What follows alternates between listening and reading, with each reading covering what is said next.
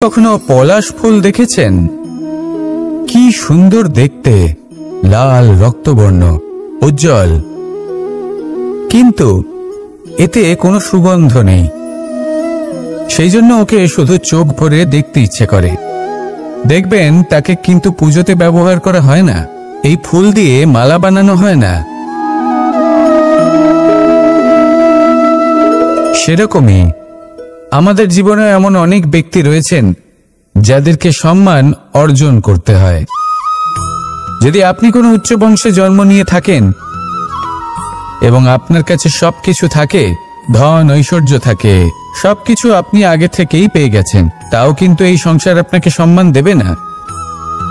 ততক্ষণ পর্যন্ত দেবে না যতক্ষণ না আপনি নিজের অন্তরে গুণ জাগ্রত করছেন, শ্রেষ্ঠ কর্ম করছেন, নিজের অন্তরে ইতিবাচক মনোভাবের এই সুবাস জাগ্রত করছেন। যদি এসব কিছু করেন তাহলে এই সংসার আপনাকে সম্মান দেবে। এবার এটা আপনার উপরে নির্ভরশীল যে আপনি কি পলাশ ফুলের মতো হতে চান, নাকি অন্য কোনো ফুল হয়ে উঠতে চান যার সুবাস আছে, যে নিজের সুবাস এই সারা পৃথিবীতে ছড়িয়ে দেয়। আসুন আমার সাথে ভালোবেসে বলুন, রাধা রাধা।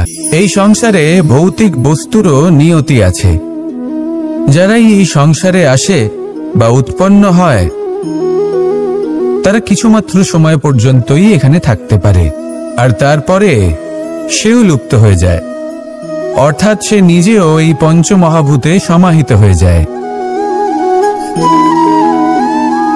আমাদের সাথেও ঠিক এটাই হয়। সেই জন্যই ঈশ্বর দ্বারা প্রদত্ত এই উপহারের বিষয়ে ভাবুন, এই জীবনের বিষয়ে ভাবুন। ঠিক যেমন বিশ্বাস ভঙ্গ হলে কোনো ব্যক্তি আমাদের কাছে অপরিচিত হয়ে যান, ঠিক সেরকমই শেষ নিঃশ্বাস ত্যাগের পর এই শরীরও আমাদের কাছে পরই হয়ে যায়। তাই এই শরীর থাকাকালীন শ্রেষ্ঠভাবে একে সদ্ব্যবহার করুন, এই জীবনে শ্রেষ্ঠ কর্ম করুন। আর এই জীবনকে শ্রেষ্ঠভাবে যাপন করার জন্য কিছু কথা বোঝা প্রয়োজনীয়। যদি আপনি কারোর প্রশংসা করেন তাহলে পূর্ণ হৃদয় দিয়ে করুন। যদি আপনি হস্তক্ষেপ করে থাকেন তাহলে মস্তিষ্ক দ্বারা করুন। যদি আপনি সমীক্ষা করেন তাহলে বিবেক দ্বারা করুন। যদি আপনি ধন অর্জন করতে চান তাহলে নীতি অনুসারে চলুন। যদি জীবনযাপন করতে চান তাহলে রীতি মেনে করুন। আর যদি ঈশ্বরের ভজন করতে চান তাহলে ভক্তিভাব নিয়ে করুন। শুধু এই কথা মনে রাখবেন যে আপনার এই জীবন কিন্তু অনিশ্চিত কাল পর্যন্তই আছে। কতক্ষণ আছে সেটা কেউ জানে না। তাই কিছু মুহূর্ত যেটা যাপন করতে আমরা এখানে এসেছি, সেখানে ক্রোধ, অহংকার, ঈর্ষা, এইসব আবেগের কি গুরুত্ব বলুন তো? এগুলো ত্যাগ করুন। মানুষকে ক্ষমা করতে শিখুন। আস্তে আস্তে বিশ্বাস করতে শিখুন। এই সংসারে নিঃস্বার্থভাবে প্রেম করতে শিখুন আর সবার মধ্যে আনন্দ বিতরণ করুন। তাই এই সব গুণ যদি আপনি আত্মসাৎ করতে পারেন তাহলে আপনার জীবনে শুধু আনন্দ এবং আনন্দই বিরাজমান হবে। আসুন আমার সাথে ভালোবেসে বলুন, রাধা রাধা। জল এই পৃথিবীতে বেঁচে থাকার জন্য আবশ্যক তো বটেই, কিন্তু এই জল আমাদের একটা অত্যন্ত গুরুত্বপূর্ণ শিক্ষা প্রদান করে। কখনো এই জলকে দেখেছেন? যে পরিস্থিতিতেই এই জল প্রবাহিত হোক না কেন, এর উপর যা কিছুই প্রভাব থাকুক না কেন, এর পথে যতই বাধা আসুক না কেন, তার মধ্যে থেকে ও নিজের পথ ঠিক বের করে নেয়, কিন্তু নিজের প্রবাহ থামতে দেয় না, ক্রমাগত অগ্রসর হতে থাকে। সেরকমই একটা শিক্ষা যেটা আমরা জল থেকে পেয়ে থাকি তা হলো এটা, আমরা যখন জলের দিকে তাকাই তখন আমরা নিজের প্রতিবিম্ব দেখি, স্পষ্টভাবে দেখতে পাই। কিন্তু তখনই দেখতে পাই যখন এই জল শান্ত থাকে, স্থির থাকে। যদি এই জল অশান্ত হয়ে থাকে, স্থির না হয়, তাহলে আমরা এতে নিজের প্রতিবিম্ব দেখতে পাই না। এটাই আমাদের মনের সাথেও হয়ে থাকে। যখনই জীবনে কোনো সংকট আসে, যদি আমরা শান্ত মনে, স্থির মনে সিদ্ধান্ত নিই, তাহলে সেটা এমন একটা শীতল সিদ্ধান্ত হবে যেটা আমাদের ভবিষ্যৎকে একটা শ্রেষ্ঠ স্থানে নিয়ে যাবে। যদি মন অশান্ত হয়, বিচলিত হয়, পীড়িত হয়, দুঃখিত হয়ে থাকে, রুষ্ট হয়ে থাকে, তাহলে অনেক সময় আমরা এমন সিদ্ধান্ত নিই যেটা আমাদের জন্য অনুচিত প্রমাণিত হয়। যখন আপনি ক্রুদ্ধ ছিলেন বা দুঃখের বশে ছিলেন, তখন অনেক সময় হয়তো এমন সিদ্ধান্ত নিয়েছেন যেটার জন্য ভবিষ্যতে আপনি অনুশোচনা করেছেন। এবার দেখুন, এই আবেগগুলো থেকে আমরা পালাতে পারবো না, কিন্তু এই আবেগগুলো আপনার উপর কতটা প্রভাব ফেলবে সেটা আমরা অবশ্যই ঠিক করতে পারি। এই মনকে আমরা নিয়ন্ত্রণ করতে পারি। এটাই করুন, চিন্তা করুন, এই মনকে শান্ত রাখুন, স্থির হতে চেষ্টা করুন, আর তারপরে সিদ্ধান্ত নিন। আসুন আমার সাথে ভালোবেসে বলুন, রাধা রাধা। আপনি কি কখনো নৌকা যাত্রা করেছেন? করে না থাকলেও নিশ্চয়ই দেখেছেন যে এই জল যা নিজের অন্তরে সব কিছু সমাহিত করে নিতে পারে, এই নৌকা সেই জলের ওপরেই ভেসে থাকে। নদীর স্রোত কাটিয়ে সে সামনে অগ্রসর হয়। কিন্তু যদি এই নৌকায় কোনো ছিদ্র হয়, তাহলে কিন্তু সেই নৌকা ডুবে যাবে। আর এতে কোনো তফাৎ হবে না যে সেই ছিদ্র ছোট নাকি বড়, নৌকা ডুবে যাবে। এই ছিদ্র হলো আমাদের জীবনে আমাদের অপগুণ, আমাদের দোষ, আমাদের বিকার। কখনো এটা ভাববেন না যে এই দোষ খুবই ছোট, হইতে কিছুই যাবে আসবে না। না, সেই ছোট দোষ, সেই ছোট বিকার যদি সেটাকে শুধরে না নেন, তাহলে সেটা আপনাকে আপনার পতনের দিকে নিয়ে যাবে। শেষ পর্যন্ত এটা আপনার উপর নির্ভরশীল যে আপনি কি চান। আপনার জীবনের এই নৌকা এভাবেই ডুবে যেতে দেখবেন, নাকি নিজেকে শুধরে নিয়ে সেই নৌকার সেই ছিদ্রটাকে ভরিয়ে তুলতে চাইবেন? নির্বাচন আপনার। আসুন আমার সাথে ভালোবেসে বলুন, রাধা রাধা। আমরা সবাই পাথর দেখেছি, পর্বতও দেখেছি, শুকনো পাতাও দেখেছি, শ্যামল বনানীও দেখেছি। কখনো ভেবেছেন পাথরের অস্তিত্ব কিন্তু ততক্ষণ পর্যন্ত যতক্ষণ সে পর্বতের গায়ে আটকে থাকে। যখন সেই পর্বত থেকে সেই পাথর ভিন্ন হয়ে যায় ও নিজের অস্তিত্ব হারিয়ে ফেলে, আস্তে আস্তে কখনো পাথর কেটে বা কখনো পিষ্ট হয়ে সেই পাথর আস্তে আস্তে মাটিতে পরিণত হয় এবং পূর্ণরূপে নিজের অস্তিত্ব হারিয়ে ফেলে। এটাই পাতার সাথেও হয়। এই পাতা যতক্ষণ গাছের ডালের সাথে যুক্ত ততক্ষণ তার অস্তিত্ব থাকে। যখনই ডাল থেকে বিচ্ছিন্ন হয়, সেও নিজের অস্তিত্ব হারিয়ে ফেলে। আর এটাই আমাদের সাথেও হয়। যতক্ষণ আমরা নিজেদের আপনজনের সাথে যুক্ত থাকি, আমাদের অস্তিত্ব বজায় থাকে। যখন আপনজনদের সাথে সম্পর্ক ছিন্ন করি, তখন আমরাও আমাদের অস্তিত্ব হারিয়ে ফেলি। এবার এই সংসারের প্রত্যেক ব্যক্তি স্বতন্ত্র থাকতে চান, আর অনেক ব্যক্তি স্বতন্ত্র থাকবেন বলে আপনজনদের দূরে করে দেন আর তাদের সাথে এই সম্পর্ক ছিন্ন করেন। এটা কি সত্যি প্রয়োজন? আপনজনদের সাথে সম্পর্ক ছিন্ন করে নিজের অস্তিত্ব হারিয়ে ফেলা প্রয়োজনীয়, নাকি আপনজনদের সাথে সম্পর্ক বজায় রেখে নিজেদের স্বতন্ত্র করে রাখা সেটা আবশ্যক? নির্বাচন আপনারই। আসুন আমার সাথে ভালোবেসে বলুন, রাধা রাধা। আমরা প্রত্যেকেই অবশ্যই এমন সময় দেখেছি যখন অনেকগুলো সমস্যা একসাথে আমাদের জীবনে এসে পড়ে। সমস্যা আমাদের প্রত্যেকের জীবনেই থাকে। আমরা তার সমাধান খুঁজতে চেষ্টা করি, কখনো সমাধান খুঁজে পাই, আবার কখনো যতই চেষ্টা করি না কেন কোনো সমাধান খুঁজেই পাই না। আর যখন এটা হয়, তখন মানুষ অত্যন্ত বিচলিত হয়ে পড়েন। নিজের আত্মীয় স্বজন, নিজের বন্ধু বা সংসার, এদের ওপরে এই দোষ চাপিয়ে দেন যে এদের জন্যই এই সমস্যা এসেছে। এবার যদি আমি আপনাকে কোনো পরামর্শ দিই, তাহলে এটাই বলবো যে দৃষ্টিভঙ্গি পাল্টে দেখুন। এই দৃষ্টিভঙ্গি দিয়ে দেখুন যে এই সংসারে যে সমস্যাই আসুক না কেন, তার জন্য কেউ দোষী নয়, না আপনি না অন্য কেউ। এই পুরো খেলাটাই আপনার মানসিকতা, আপনার দৃষ্টিভঙ্গি, আপনার মনের। কিভাবে বোঝাচ্ছি? যখন আমাদের মন শক্ত থাকে, তখন কঠিন থেকে কঠিনতর পরিস্থিতিও আমাদের জীবনে খুব বেশি হলে প্রতিস্পর্ধা হয়ে থেকে যায়। সেখানে যদি আমাদের মন দুর্বল থাকে তখন অল্প কঠিন পরিস্থিতিও আমাদের কাছে খুব বড় সমস্যা হয়ে যায়, তাই না? একটা শক্ত মন কঠিন পরিস্থিতিকে প্রতিস্পর্ধা হিসেবে দেখে আর তার মধ্যে ওটা সুযোগ খুঁজে নেয়। আমাদের শুধু এটাই করতে হবে। এই সংসারে অন্য কাউকে দোষী মনে করলে আপনার সমস্যা দূর হয়ে যাবে না। সেই জন্য এই সংসারকে দোষ দেওয়ার বদলে এই সমস্যার মূলে চলে যান, সেটাকে বুঝুন, নিজের এই মনকে শক্ত করে তুলুন।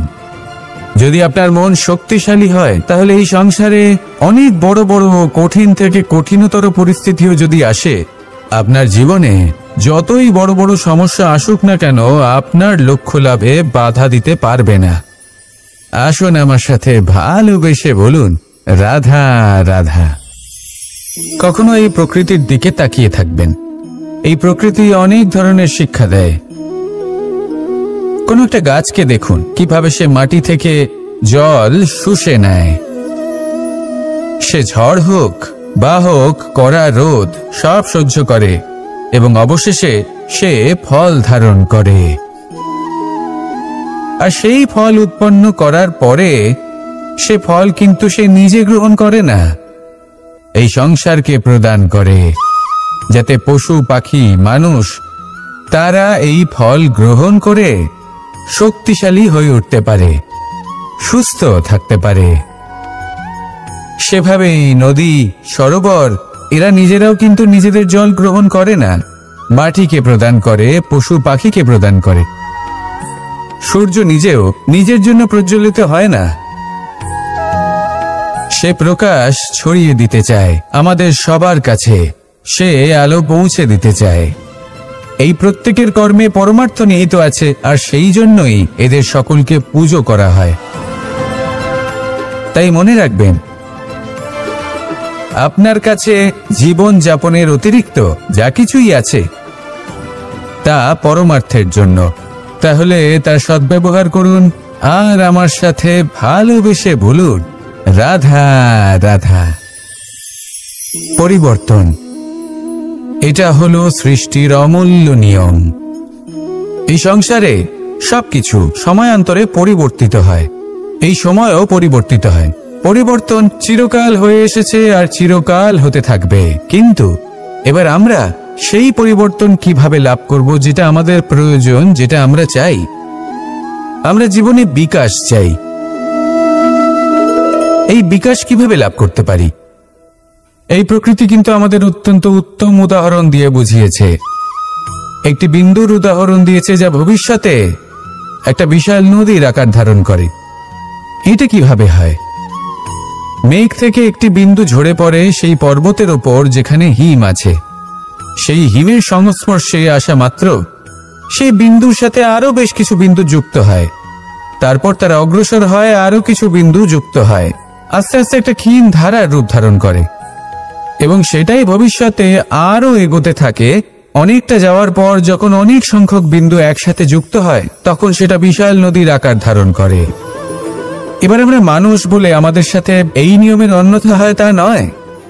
আমরাও এই প্রকৃতির অংশ, আমাদের ক্ষেত্রেও একই নিয়ম প্রযোজ্য। যখন পরিশ্রম করে অনেক সংখ্যক বিন্দু আমরা একত্রিত করব তখনই পরিবর্তনের নদী প্রবাহিত হবে। প্রয়োজন হলো নিরন্তর পরিশ্রম করা এবং ধৈর্য ধরা। এটা করতে থাকুন, জীবনে সবকিছু লাভ করতে পারবেন, কারণ প্রকৃতি আমাদের এটাই শিখিয়েছে।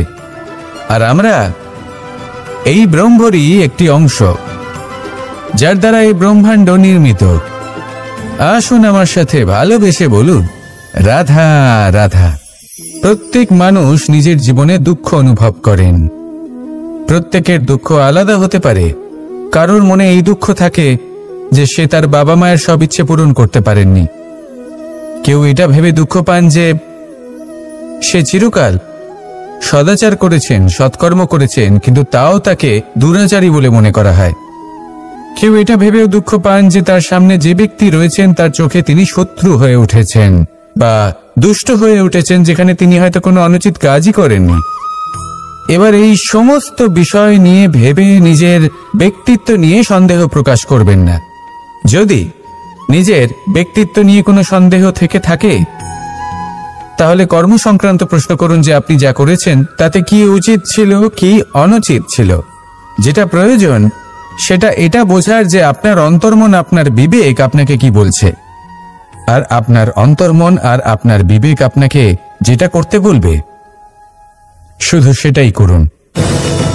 আর তারপরে এই সংসার কি বলবে কি ভাববে সেসব নিয়ে ভাবতে যাবেন না, কারণ এই সংসার তো ঈশ্বরকেও প্রশ্ন করে থাকে, ঈশ্বরকেও দোষী মনে করে। কখনো কখনো যখন কোনো ঘটনা মানুষের ইচ্ছা অনুযায়ী ঘটে না তখন মানুষ এটা বলে যে হে ঈশ্বর, আপনি আমার পাশে থাকলেন না, আপনি বড়ই কঠোর, এটা আপনার দোষ। যেখানে বেশিরভাগ সময় হয়তো সে নিজেই নিজের কর্মফল ভোগ করছে, আর কখনো কখনো ঈশ্বর হয়তো তার জন্য আরো ভালো কোনো পরিকল্পনা করে রেখেছেন, কিন্তু মানুষ সেটা বুঝতে পারে না। তাই দিনের শেষে যেটা প্রয়োজন সেটা হলো নিজের মনের কথা বুঝতে হবে। আপনার বিবেক কি বলছে শুধু সেটাই করুন আর সামনে এগোতে থাকুন। আমার সাথে ভালোবেসে বলুন রাধা রাধা। পাশা নামক এই খেলাটি আপনারা নিশ্চয়ই খেলেছেন, না খেলে থাকলে দেখেছেন, আর যদি দেখেও না থাকেন তাহলে নিশ্চিত রূপে শুনেছেন। মহাভারতের এই মহাযুদ্ধ কোথাও না কোথাও এই পাশা নামক খেলার কারণে হয়েছিল। পাশার এই বিচিত্র খেলা, দান, এইসবের কারণে কেউ নিজের মাথায় রাজ মুকুট পরিধান করেছিলেন, আবার সেখানে পরাজিত হওয়ার জন্য কাউকে বনবাস ভোগ করতে হয়েছিল। কিন্তু এই খেলা সমাপ্ত হওয়ার পরে সমস্ত ঘটি আর এই পাশার ছক একই পুটলিতে স্থান পেল। এটাই হলো আমাদের জীবন। এই সংসারে আমরা জয় পরাজয়ের বিষয়ে এতটাই ভাবি, এত চিন্তা করি যে এই জীবনের খেলার আনন্দটাই উপভোগ করতে পারি না। আর অবশেষে কি হয়? কেউ জয়ী হন, কেউ পরাজিত হন, কিন্তু দুজনেই একই স্থানে পৌঁছে যান। প্রত্যেক ব্যক্তি মৃত্যুর পরে একটি নির্দিষ্ট স্থানেই পৌঁছতে বাধ্য, কিন্তু ততক্ষণ এই জীবন, এই খেলা, তার আনন্দ উপভোগ করুন। এই সংসারে সেই ব্যক্তি শ্রেষ্ঠ স্থানে পৌঁছতে পেরেছেন যিনি এই সংসারকে প্রকাশ প্রদান করেছেন, যিনি কখনো জয় পরাজয় এ বিষয়ে ভাবেননি, শুধু এই জীবনের খেলার আনন্দ উপভোগ করেছেন। এটাই আপনিও করুন আর আমার সাথে ভালোবেসে বলুন রাধা রাধা। আমরা সকলে সামাজিক জীব, মানুষের সাথে দেখা সাক্ষাৎ করা এটা চিরকালই চলতে থাকে। আমরা কখনো কাউকে উপহার দিই, আবার কখনো কেউ আমাদের উপহার দেয়। কখনো কি এমন হয়েছে যে আপনি কাউকে একটা উপহার দিয়েছেন, কিছু সময় পরে বা কিছু মাস পরে সেই উপহারই ঘুরে ফিরে আপনার কাছেই এসেছে, অর্থাৎ সেই বস্তুটাই আপনার কাছে আবার ফিরে এলো? এরকম হয়। ছেলেবেলায় একদিন একজনের বিবাহ ছিল, তখন মা তাকে একটা উপহার দিতে চাইছিলেন, তাই তিনি একটা পোশাক বানালেন আর সেটাকে সুসজ্জিত করছিলেন। আমি দেখলাম আর জিজ্ঞেস করলাম যে মা, এই পোশাক এত সুসজ্জিত করার কি আছে? তখন মা বললেন যে কানাই, কখনো কাউকে এমনই উপহার দেবে, এমন প্রকারে দেবে যে সেটা যদি আবার ঘুরে ফিরে তোমার কাছে ফিরে আসে তাহলে যেন তোমার খারাপ না লাগে। এটাই কিন্তু হয় আমাদের ব্যবহারের সাথে, কর্মের সাথেও এবং আমাদের কথার সাথেও। তেমনই আচরণ করবেন যে আচরণ আপনি সহ্য করতে পারবেন। যদি মুখ থেকে কটু কথা বেরোতে থাকে তখন নিজেকে সংযত করে নিন। সেই শব্দই প্রয়োগ করুন যেটা আপনি তার বদলে শুনতে চাইবেন এবং আপনার দুঃখও হবে না, কারণ আপনার কর্ম এমন একটা উপহার যেটা আবার ঘুরে ফিরে ফলস্বরূপ আপনার কাছেই আসবে। সেই জন্য নিজের আচরণ শুভ করুন, নিজের মানসিকতা শুভ করুন, নিজের মুখ থেকে মধুর বাণী নিঃসৃত করুন আর এইভাবে মধুরভাবে বলুন রাধা রাধা। এই সংসারে একটা শব্দ আছে যার বিষয়ে মানুষ অত্যাধিক চিন্তা ভাবনা করে, আর সেই শব্দ হলো অস্তিত্ব, পরিচয়। প্রত্যেক ব্যক্তি এই সংসারে নিজের অস্তিত্ব গড়তে চায়। আর ছোট থেকে এটাই হয়। যখন আমরা শ্রেণীকক্ষে যাই, পড়তে যাই, তখন আমরা এটাই ভাবি যে আমরা নিজেদের অস্তিত্ব গড়ব, সুনাম অর্জন করব। সকল ব্যক্তি যাতে এটাই বলে যে এই হলো সর্বশ্রেষ্ঠ ছাত্র, আর এটাই আমাদের পরিচয়। কার্যক্ষেত্রেও আমরা ঠিক এটাই চেষ্টা করি, পরিশ্রম করতে থাকি এবং ভবিষ্যতে গিয়ে আমরা নিজেদের পরিচয় খুঁজে পাই। পরিচয়ের সাথে সাফল্য আসে, আর সাফল্যের সাথে আসে অস্তিত্ব। আর যখন এই দুটি সংযুক্ত হয়, তখন মানুষ অসফলতার কথা ভেবে ভয়ভীত হয়ে পড়ে। আর এটা ভাবতে থাকে যে যদি আমি অসফল হই, তাহলে সেই পরিচিতির কি হবে, সেই নামের কি হবে, সেই সব কিছু যে আমি অর্জন করেছি তার কি হবে। সে ভয়ভীত হয়ে পড়ে, আর এই ভয়ের কারণে তার বিকাশ কোথাও না কোথাও অবরুদ্ধ হয়। সে শ্রেষ্ঠ কর্ম করা বন্ধ করে দেয় এবং শুধুই সুরক্ষিত থাকতে চেষ্টা করে। আর অসফল হলে তাতে ভয় পাওয়ার কোনো প্রয়োজন নেই, কারণ যখন আপনি সফল হন, তখন এই সাফল্য আপনার পরিচয় এই সংসারের সাথে করায়। কিন্তু যখন আপনি অসফল হয়ে থাকেন, তখন এই অসফলতা এই সংসারের পরিচয় আপনার সাথে করায়, যা অত্যন্ত আবশ্যক। অসফলতা প্রত্যেকের জীবনেই আসবে, তার সম্মুখীন হন আর তার থেকে শিক্ষা লাভ করুন। কারণ যখনই আপনি অসফল হন, তখনই আপনার জ্ঞান চক্ষু উন্মুক্ত হয়। আসুন আমার সাথে ভালোবেসে বলুন, রাধা রাধা। আপনি কখনো পলাশ ফুল দেখেছেন? কি সুন্দর দেখতে, লাল রক্তবর্ণ, উজ্জ্বল, কিন্তু এতে কোনো সুগন্ধ নেই। সেই জন্য ওকে শুধু চোখ ভরে দেখতে ইচ্ছে করে। দেখবেন তাকে কিন্তু পুজোতে ব্যবহার করা হয় না, এই ফুল দিয়ে মালা বানানো হয় না। সেরকমই আমাদের জীবনে এমন অনেক ব্যক্তি রয়েছেন যাদেরকে সম্মান অর্জন করতে হয়। যদি আপনি কোনো উচ্চ বংশে জন্ম নিয়ে থাকেন এবং আপনার কাছে সবকিছু থাকে, ধন ঐশ্বর্য থাকে, সবকিছু আপনি আগে থেকেই পেয়ে গেছেন, তাও কিন্তু এই সংসার আপনাকে সম্মান দেবে না। ততক্ষণ পর্যন্ত দেবে না যতক্ষণ না আপনি নিজের অন্তরে গুণ জাগ্রত করছেন, শ্রেষ্ঠ কর্ম করছেন, নিজের অন্তরে ইতিবাচক মনোভাবের এই সুবাস জাগ্রত করছেন। যদি এসব কিছু করেন, তাহলে এই সংসার আপনাকে সম্মান দেবে। এবার এটা আপনার উপরে নির্ভরশীল যে আপনি কি পলাশ ফুলের মতো হতে চান, নাকি অন্য কোনো ফুল হয়ে উঠতে চান যার সুবাস আছে, যে নিজের সুবাস এই সারা পৃথিবীতে ছড়িয়ে দেয়। আসুন আমার সাথে ভালোবেসে বলুন, রাধা রাধা। এই সংসারে ভৌতিক বস্তুরও নিয়তি আছে। যারাই এই সংসারে আসে বা উৎপন্ন হয়, তারা কিছুমাত্র সময় পর্যন্তই এখানে থাকতে পারে, আর তারপরে সেও লুপ্ত হয়ে যায়, অর্থাৎ সে নিজেও এই পঞ্চমহাভূতে সমাহিত হয়ে যায়। আমাদের সাথেও ঠিক এটাই হয়। সেই জন্যই ঈশ্বর দ্বারা প্রদত্ত এই উপহারের বিষয়ে ভাবুন, এই জীবনের বিষয়ে ভাবুন। ঠিক যেমন বিশ্বাস ভঙ্গ হলে কোনো ব্যক্তি আমাদের কাছে অপরিচিত হয়ে যান, ঠিক সেরকমই শেষ নিঃশ্বাস ত্যাগের পর এই শরীরও আমাদের কাছে পরই হয়ে যায়। তাই এই শরীর থাকাকালীন শ্রেষ্ঠভাবে একে সদ্ব্যবহার করুন, এই জীবনে শ্রেষ্ঠ কর্ম করুন। আর এই জীবনকে শ্রেষ্ঠভাবে যাপন করার জন্য কিছু কথা বোঝা প্রয়োজনীয়। যদি আপনি কারোর প্রশংসা করেন, তাহলে পূর্ণ হৃদয় দিয়ে করুন। যদি আপনি হস্তক্ষেপ করে থাকেন, তাহলে মস্তিষ্ক দ্বারা করুন। যদি আপনি সমীক্ষা করেন, তাহলে বিবেক দ্বারা করুন। যদি আপনি ধন অর্জন করতে চান, তাহলে নীতি অনুসারে চলুন। যদি জীবনযাপন করতে চান, তাহলে রীতি মেনে করুন। আর যদি ঈশ্বরের ভজন করতে চান, তাহলে ভক্তিভাব নিয়ে করুন। শুধু এই কথা মনে রাখবেন যে আপনার এই জীবন কিন্তু অনিশ্চিত কাল পর্যন্তই আছে। কতক্ষণ আছে সেটা কেউ জানে না। তাই কিছু মুহূর্ত যেটা যাপন করতে আমরা এখানে এসেছি, সেখানে ক্রোধ, অহংকার, ঈর্ষা এইসব আবেগের কি গুরুত্ব বলুন তো? এগুলো ত্যাগ করুন, মানুষকে ক্ষমা করতে শিখুন, আস্তে আস্তে বিশ্বাস করতে শিখুন, এই সংসারে নিঃস্বার্থভাবে প্রেম করতে শিখুন আর সবার মধ্যে আনন্দ বিতরণ করুন।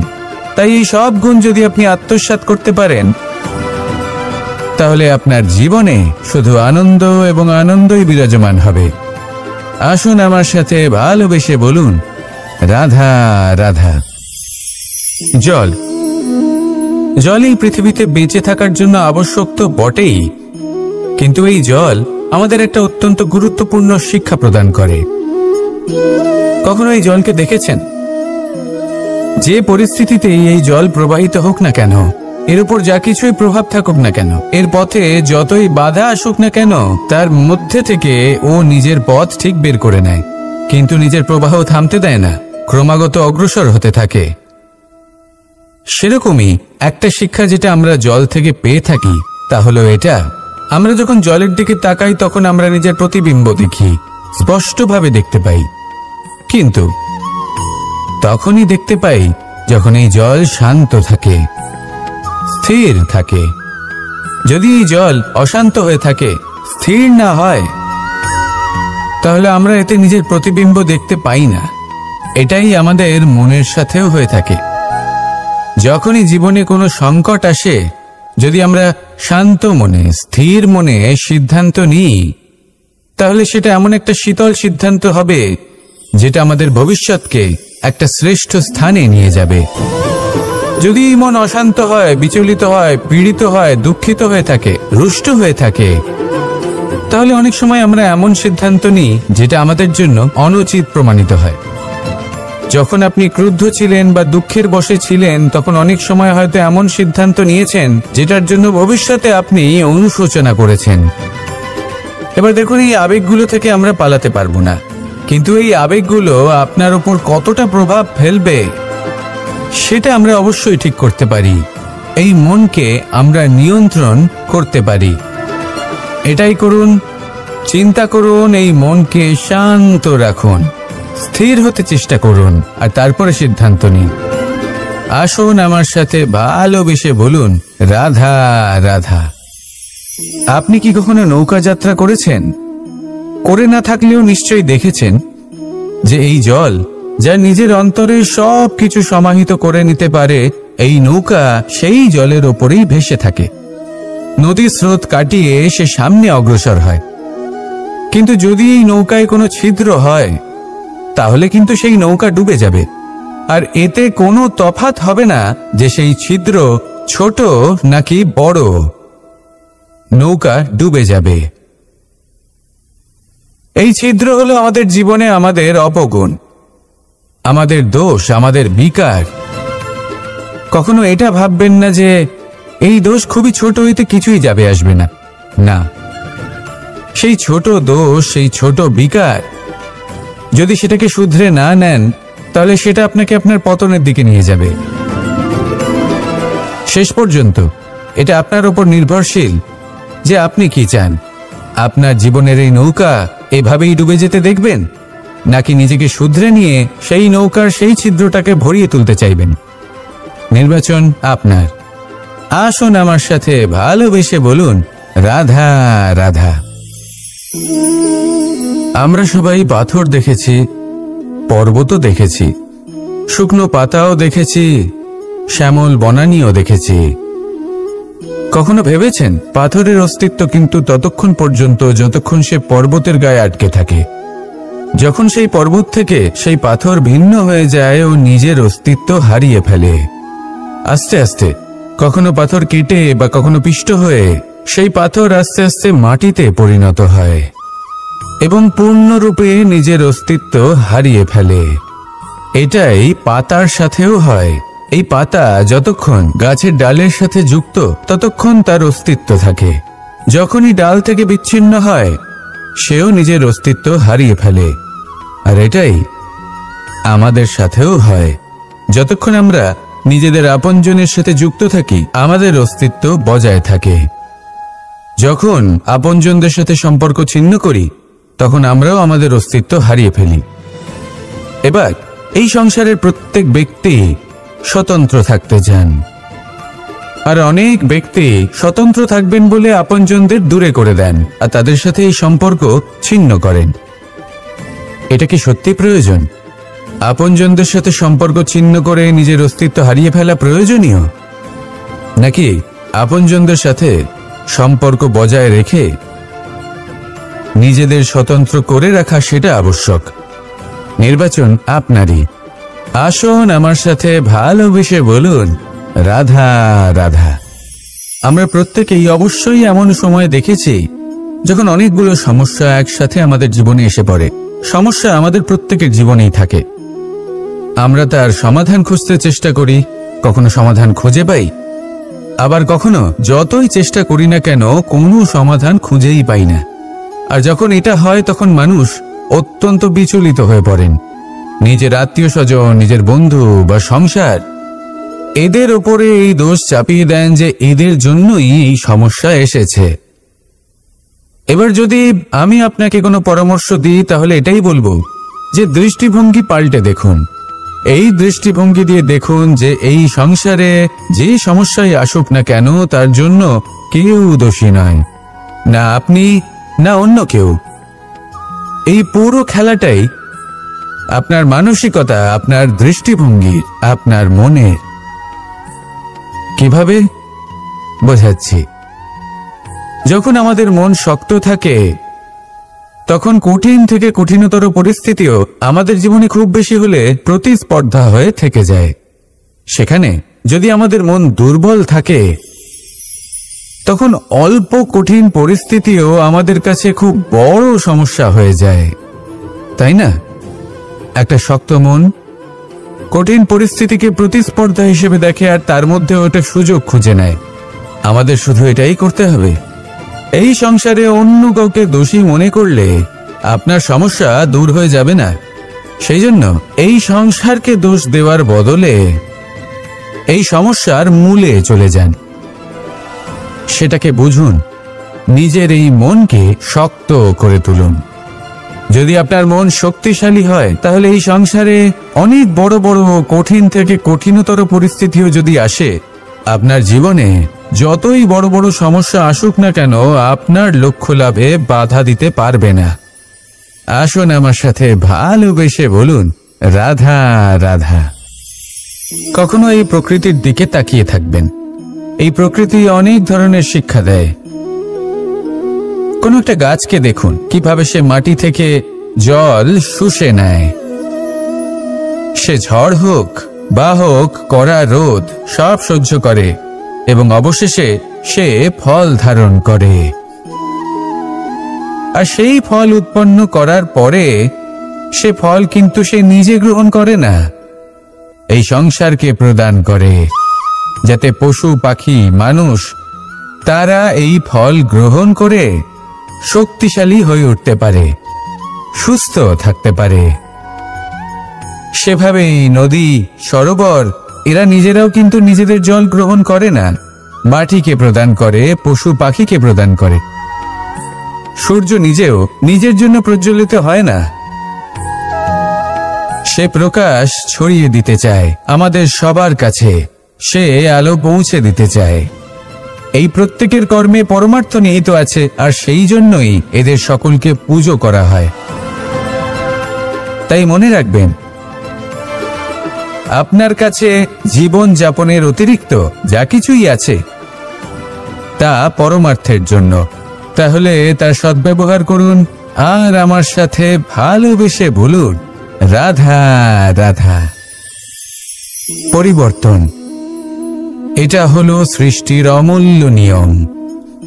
এই সংসারে সবকিছু সময়ান্তরে পরিবর্তিত হয়, এই সময়ও পরিবর্তিত হয়।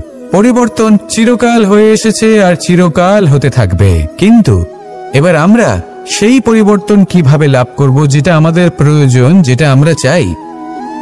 আমরা জীবনে বিকাশ চাই। এই বিকাশ কিভাবে লাভ করতে পারি?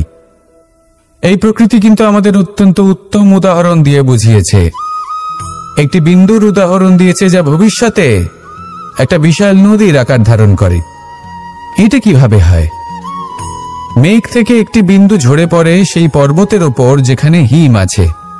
সেই হিমের সংস্পর্শে আসা মাত্র সেই বিন্দুর সাথে আরো বেশ কিছু বিন্দু যুক্ত হয়। তারপর তারা অগ্রসর হয়, আরো কিছু বিন্দু যুক্ত হয়, আস্তে আস্তে একটা ক্ষীণ ধারার রূপ ধারণ করে এবং সেটাই ভবিষ্যতে আরো এগোতে থাকে। অনেকটা যাওয়ার পর যখন অনেক সংখ্যক বিন্দু একসাথে যুক্ত হয় তখন সেটা বিশাল নদীর আকার ধারণ করে। এবার আমরা মানুষ বলে আমাদের সাথে এই নিয়মের অন্যথা হয় তা নয়। আমরাও এই প্রকৃতির অংশ, আমাদের ক্ষেত্রেও একই নিয়ম প্রযোজ্য। যখন পরিশ্রম করে অনেক সংখ্যক বিন্দু আমরা একত্রিত করব তখনই পরিবর্তনের নদী প্রবাহিত হবে। প্রয়োজন হলো নিরন্তর পরিশ্রম করা এবং ধৈর্য ধরা। এটা করতে থাকুন, জীবনে সবকিছু লাভ করতে পারবেন। কারণ প্রকৃতি আমাদের এটাই শিখিয়েছে, আর আমরা এই ব্রহ্মরই একটি অংশ, যার দ্বারা এই ব্রহ্মাণ্ড নির্মিত। আসুন আমার সাথে ভালোবেসে বলুন, রাধা রাধা। প্রত্যেক মানুষ নিজের জীবনে দুঃখ অনুভব করেন। প্রত্যেকের দুঃখ আলাদা হতে পারে। কারোর মনে এই দুঃখ থাকে যে সে তার বাবা মায়ের সব ইচ্ছে পূরণ করতে পারেননি।